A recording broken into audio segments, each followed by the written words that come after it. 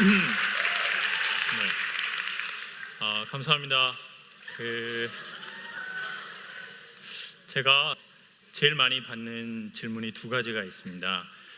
첫 번째는 어머니들이 저보고 결혼했냐고 물어보더라고요. 그래서 제가 저랑 할 거냐 이렇게 얘기를 했습니다.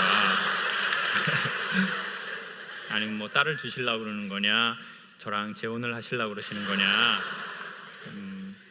그리고 이제 두 번째 질문은, 우리 김 선생은 말을 그냥 하려고 하는 게 아니라 재밌게 하려고 그러는 것 같은데, 사는 게 강의처럼 날마다 재미있냐라고 저에게 물어보시는 게 있어요. 여러분 오늘 이렇게 막 웃고 즐거워하고 그러시더라고요. 근데 솔직히 여러분 날마다 오늘처럼 이렇게 웃고 즐겁고 신이 나나요? 솔직히? 날마다 이렇게 즐거운 사람들을 광녀라고 하죠. 뭐 머리에 꽃 꼽아야죠. 저는 사실 날마다 즐겁지는 않습니다. 그리고 어떻게 날마다 즐겁겠습니까? 그리고 오늘 이게 8번째 강의입니다. 그러면 저는 뭘 생각하냐면, 안 겹치게 어떻게 말할까? 전에 좀 겹쳤더니 유튜브에 겹친다는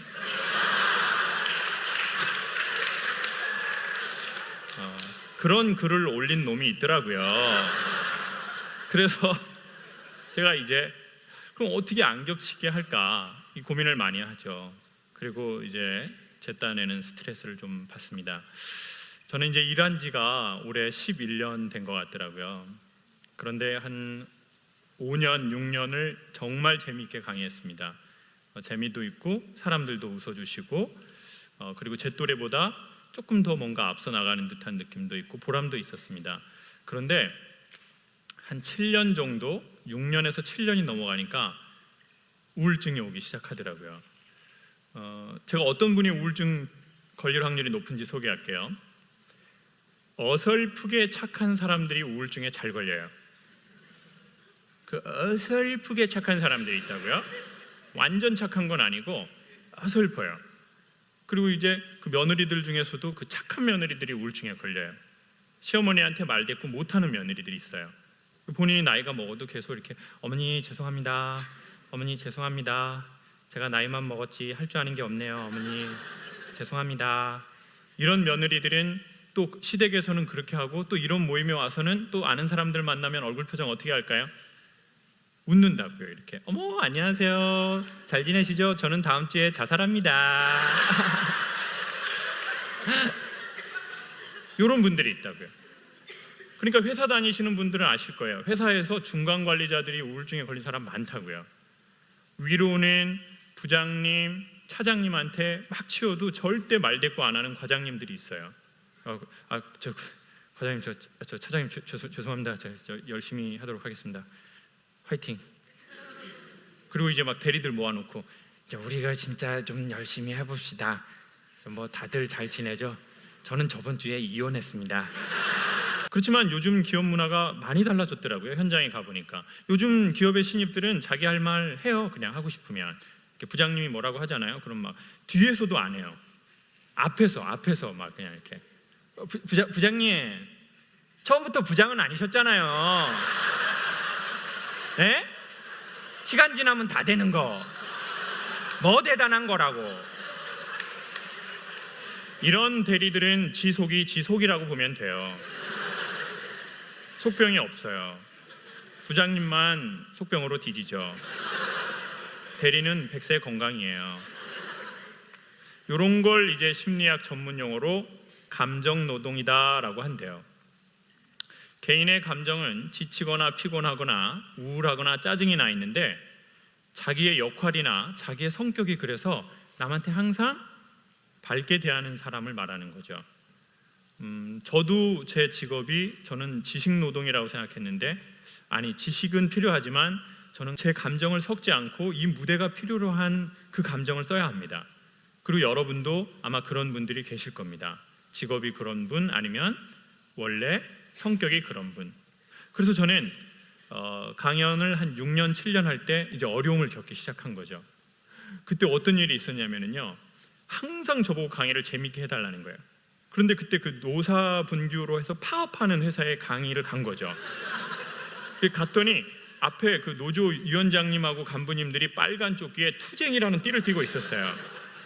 그리고 벽에는 플랜카드 죽음으로 하나 되자라고 되어 있었어요.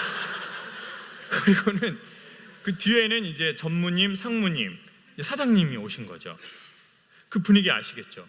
노사가 극한으로 대치되는 상황이었는데 교육 담당자가 저에게 마이크를 주면서 노사가 하나 되는 강의를 해달라는 거예요. 지금 이 상황, 죽음으로 하나 되자인데 그 일을 저는 열심히 했고 나름 잘했는데 저도 한 개인이다 보니 이제 그렇게 자꾸 하다 보니까 제 마음의 관절이 나가버린 것 같아요. 더 이상 충격을 흡수를 못하겠더라고요. 그런데 또 그때 아버님이 대당한 판정을 받으셨어요. 그 전화를 받고 저는 그날 강의 2번을 제 감정을 섞지 않고 매우 재미있게 했습니다. 그리고는 더 이상 사람을 상대하는 일을 하고 싶지는 않더라고요. 제 감정을 팔고 사람들에게 웃고 또 돌아서서 또 혼자 이렇게 가는 게 싫었습니다. 그래서 고향으로 내려가기로 마음을 먹었습니다. 사람들의 로망이 있잖아요. 직장 생활하다 힘들면 고향으로 내려가서 직장 생활 이제 안 하고 뭔가 자연을 상대하고, 전 그래서 귤 농사를 짓든 해녀를 하든 자연과 만나는 일을 해야 되겠다라고 생각을 했는데 마지막으로 한 번은 제 문제를 해결하고 내려가야 되겠다는 생각이 들었습니다. 왜냐하면 제주도에서도 또 힘들어지겠죠. 여러분 그렇지 않겠습니까? 여러분 주위에 직장 생활 하시는 분들은 다 아신다고요. 여러분 주위에 또라이가 있나요, 없나요? 저는 이 안에 또라이 가득하다고 생각합니다. 또라이가 강의를 좋아하더라고요. 자, 그러면 이 직장에서 또라이가 있어서 다른 직장으로 갔습니다. 거기 또 있다는 거예요. 서울에서 힘들어서 제주도 내려가면 제주도에도 무언가 있을 거라고요. 그럼 저는 어디로 갑니까? 그래서 마지막으로 한번 해결은 해보고 가야 되겠다. 그래서 우울증에 걸리면, 우울한 삶의 날이 오면 어떻게 되나 알아봤더니 아주 간단한 몇 가지 방법이 있었습니다. 그 중에 대표적인 걸 소개하겠습니다. 그때 어떻게 해야 되는지 저는 이렇게 책을 찾다 보니까 이게 좀 상담을 받으면 도움이 된다는 거예요. 그래서 제가 상담을 받으려고 알아봤습니다. 그런데 안 되겠는 거예요. 제가 웬만한 유명한 병원에선 이미 강의를 다 해버린 거죠. 의사 선생님, 간호사 선생님 모아놓고 소통 강의 엄청 재밌게 하고 그 다음 주에 우울증 접수하고 자살 충동에 동그라미 치고 저는 창피해서 못하겠더라고요. 그 즈음에 기적처럼 성당에서 전화가 왔습니다. 여보세요? 그랬더니 성당인데 신부님들 70분, 80분 정도 특강을 해달라는 겁니다. 그래서 제가 저 죄송합니다. 제가 그 종교적인 내용은 강의를 못합니다. 그리고 성당을 안 다녀서 분위기를 모릅니다. 그랬더니 강사님 아침마당 봤는데요. 아줌마들한테 한 거 똑같이 해주세요. 신부님들도 좋아하실 거예요. 순간 저는 신부님한테 상담받을까? 라는 생각이 들었습니다. 신부님은 왠지 제 얘기를 남에게 안 하실 것 같은 거예요. 저녁에 혼자 주무시잖아요. 신부님이니까요. 목사님한테는 하기 싫더라고요. 사모님하고 얘기를 나눌 것 같았거든요. 제가 사람 잘 안 믿거든요. 그래서 그런 회관에 딱 갔는데 신부님 70명, 80명이 검정색 그 신부님들 옷을 입고 있는데 정말 분위기가 묘하더라고요. 그래서 어떤 분이 인상이 좋으신가 하고 봤는데 저쯤에서 한 신부님이 계속 저를 보고 웃으시는 거예요. 마음이 열려서 강의가 끝나자마자 저도 용기를 냈습니다. 그리고 자존심을 내려놓고 말씀드렸죠. 신부님, 저는 말만 재밌게 하려고 하는 거지 우울증이 좀 있는 것 같습니다. 조용히 상담을 좀 받고 싶습니다. 이 얘기를 하려고 하는데 놀랍게도, 정말 놀랍게도 신부님이 먼저 저에게 우울증 상담을 받고 싶으시다는 겁니다. 제가 얘기를 하려고 하고 있는데 신부님이 신부를 안 하시고 싶으시다고 먼저 저한테 얘기를 하시는 겁니다. 혹대로 갔다가 혹을 붙이고 저는 제 얘기 하지도 못하고 그냥 네 신부님 기도해 드리겠습니다. 그리고 속으로 저도 뒤지겠습니다. 왜 저한테 이런 얘기를 하세요? 그리고는 다시 6개월이 지났습니다. 수도원에서 전화 와서 나왔습니다. 여보세요? 그랬더니 수도원에 계신 은퇴하신 수사 신부님이신데 연세가 상당히 많이 되셨더라고요. 그런데 우리 김 선생 얘기를 솔직히 전에 들었는데 조용히 올라와서 상담받고 내려가랍니다. 그래서 제가 한마디를 드렸습니다. 신부님, 그런데 제 얘기 다른 사람한테 하시면 안 됩니다. 신부님이 그건 걱정하지 않아도 된다는 겁니다. 나이가 80이 넘으시고 90이 넘어가시면서 놀라운 일이 펼쳐졌는데 친구들이 다 죽었다는 겁니다. 저는 순간 이거 성당 유머인가? 내가 이거 이해 못하는 건가? 근데 웃기더라고요. 웃으면 안 되는데 웃기더라고요. 저는 그분이 막 이렇게 할렐루야 형제님 이랬으면 저는 안 갔을 겁니다. 근데 그분이 그 말씀을 하시는데요, 희한하게 마음이 녹더라고요. 그래서 찾아갔죠.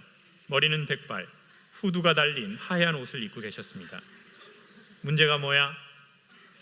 말을 재밌게 해야 되는 강사인데요, 사는 게 재미가 있지 않습니다. 어떻게 해야 좋을지 모르겠습니다. 다시 눈을 감으시더니 한마디를 하시더라고요. 침묵을 배워. 침묵을 배워. 저는 순간 마음에 확신이 들었습니다. 아, 이게 무슨 말일까? 여기에는 반드시 뜻이 있을 텐데. 그런데 또 한편으로는 강사한테 침묵을 배우라는 게 과연 무엇인가? 그래서 신부님, 말을 재밌게 해야 되는 강사입니다. 침묵을 하면 어떡합니까? 그랬더니 신부님이 말씀하시기를 자존심의 꽃이 떨어져야 인격의 열매가 맺힌다는 겁니다. 언제까지 세상을 네 잘난 맛으로 살 수 있냐는 겁니다. 침묵을 배우라는 겁니다. 어떻게 하면 침묵을 배울 수 있겠습니까? 프랑스에 있는 수도원으로 들어가라는 겁니다. 그건 아니라는 생각이 들었습니다. 신부님, 프랑스 말을 모르는데 어떻게 프랑스를 가나요? 프랑스 말을 모르니까 프랑스 가면 침묵이 된다는 겁니다. 네 말에 답이 다 있는데. 그래서 그해 겨울, 저는 6년 동안 여름 겨울 휴가 한 번 안 간 저에게 2주의 시간을 주고 프랑스 리옹으로 들어갔습니다. 그리고 리옹에서 다시 마콩이라는 데로 들어갔죠. 그리고는 아주 적지 않은 전기를 마련했습니다. 거기에서는 아침에 산책을 하라고 합니다. 그런데 걸어라 이러지 않으시고 몸으로 땅을 만나보고 마음이 편안해지면 기도하고 싶은 사람은 기도를 하고 자기랑 대화하고 싶은 사람은 대화를 하랍니다. 그런데 저는 마음이 편안해지니까 일주일 정도가 지나서 포도밭에 앉았는데 신부님이 알려준 건 2가지였습니다. 첫 번째, 기도를 하든 자기랑 대화를 하든 거짓말을 해서는 안 된다는 겁니다. 2번째, 짧게 하라는 겁니다. 그래서 저는 포도밭에 이렇게 앉아 있는데 제가 말을 못 걸겠더라고요. 시간이 좀 지나니까 정말 제 마음속 누군가가 명확하게 저에게 한마디를 하는 겁니다. 그리고 저는 그 소리를 마음으로 명확하게 들었습니다. 그래, 여기까지 잘 왔다. 그런데 눈물이 나더라고요.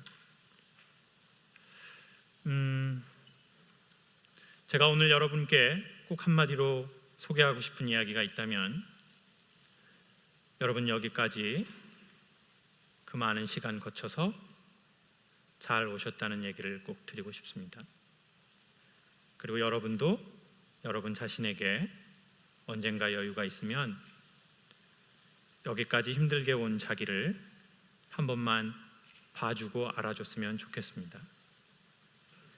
아침 저녁에 저희 시간이 되면 5분, 10분 정도 핸드폰 한번 끄고 산책하고 산책의 끝에 마음이 편안해지거든. 저희도 거짓말하지 말고 짧게 자기 스스로에게 이야기를 해보는 것이나 기도를 해보면 좋겠다는 생각이 듭니다. 여러분, 여기까지 잘 오셨습니다. 감사합니다.